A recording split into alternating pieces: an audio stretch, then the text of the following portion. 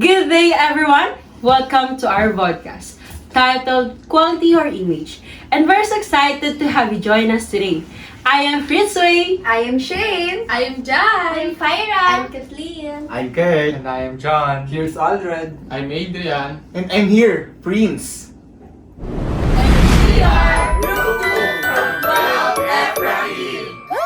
In today's episode, we'll dive into something many students can relate to, the difference between quality and image in education. Our main question is simple yet powerful. Do students choose schools for a quality education or it's just for image or status? Sometimes, sabi ng iba, mas better daw ang private school. Pero, sabi rin ng iba, mas better daw ang public school. Pero, let's be real. Ano ba ang mas nakaka-quality ng pagtuturo? Facilities ba?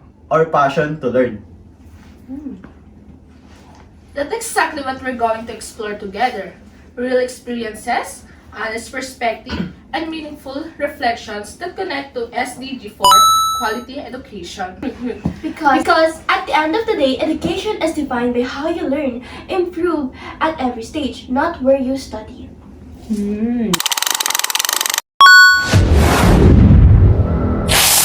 Alam niyo ba, ayon sa SDG 4, ina-aim nila ang pagkakaroon ng pantay-pantay na pag-aaral at education sa ating lahat, regardless of their background, and deserve the opportunity to learn and thrive. Bilang estudyante, we've seen the differences between schools. Some have advanced facilities, others make the most what they have. Pero kahit iba-iba ang environment, the goal remains the same, to learn and to build our future.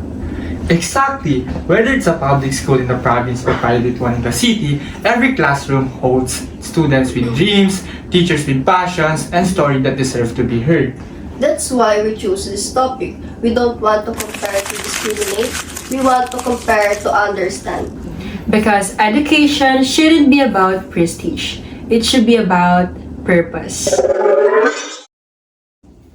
Our podcast aims to raise awareness about the real meaning of equality of education.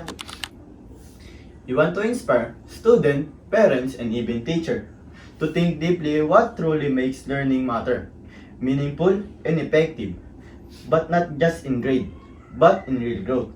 Because at the end of the day, it's not about the logo on your ID. It's about the lessons that stay with you, the values you build, and the kind of person you become through learning. Sometimes we forget that education isn't about being first, but a journey about learning and becoming wiser with every step.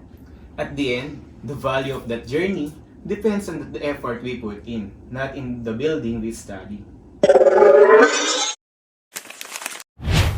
Go. Let's start with something real. Some people believe private school automatically mean better education because of facilities, air-conditioned rooms, or technology. But the others in public schools have a stronger discipline, teamwork, and resilience. So which one is right?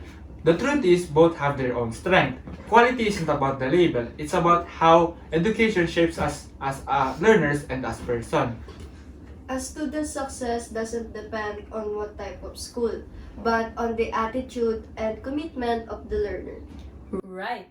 A motivated student from a public school can achieve as much as one from private school, sometimes even more. Because learning isn't measured by luxury, but by effort. That's something we must always keep in our minds. We should never judge or compare students to one another. Instead, we should honor and celebrate every learner who perseveres and strives to grow, especially when the odds stacked against them. At the end of the day, education isn't about popularity. It's about personal growth. It's about becoming better than who you were yesterday, not just being known for where you study. Growth can happen anywhere. It doesn't matter where you study, what school you go, or what your ID says. What truly matters is your willingness to learn and make the most of every opportunity.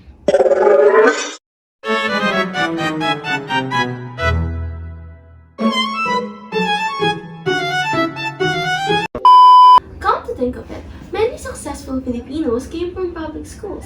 One of them is Dr. Jose Rizal, who studied at Ateneo Municipal de Manila, a public school during Spanish era. Despite starting at the bottom of his class, Rizal worked hard, became class emperor, and graduated in 1877.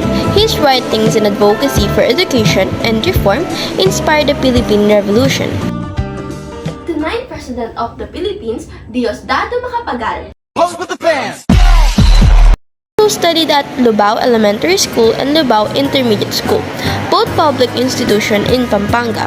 He rose from poverty through education and became known as the poor boy from Lubao. their stories prove that success depends on dedication and not where you study. And there are also students from private school who use their privilege to help others like tutoring, volunteering, and leading community projects or services. Both sides show that what really matters is how we use what we learn to make an impact. The real question is, are we studying just to get a name or to gain knowledge and change his life? And that's the heart of this podcast. Understanding the education's true power lies in how it shapes us now, not how others see us. Because the best image of a student isn't in their uniform or tuition fee. It's in their character, dedication, and passion to learn. Our message is clear. Don't pay for the cloud. Pay for the quality. Education is not meant to be exclusive. It's meant to be inclusive.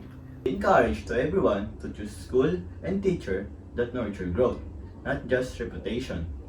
Be proud of where you study. What matters is what you do with your education. Let's all aim to learn, not just to impress. Because in the end, the true image of education is quality.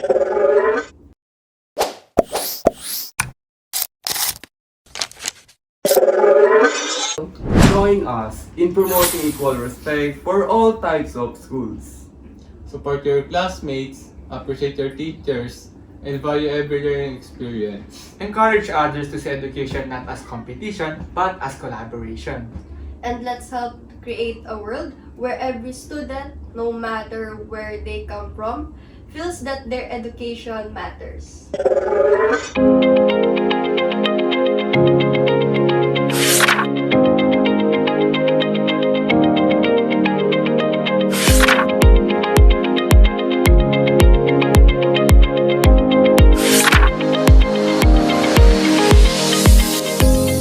Here you go. To wrap up, remember this. Image may attract attention, but quality earns respect. Public or private, all schools have the same goal, to educate and to empower. What defines us is not the place we study in, but the person we became because of it. Education is a gift. Don't waste it by comparing, but by learning from it.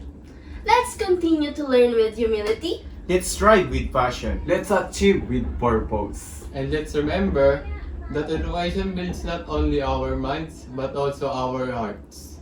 We can all be instruments of quality, one lesson, one student at a time. Thank you for watching our vodcast. Quality or image. Always remember, education is not for prestige, but for purpose. See you in the next episode! Bye! Tapos na.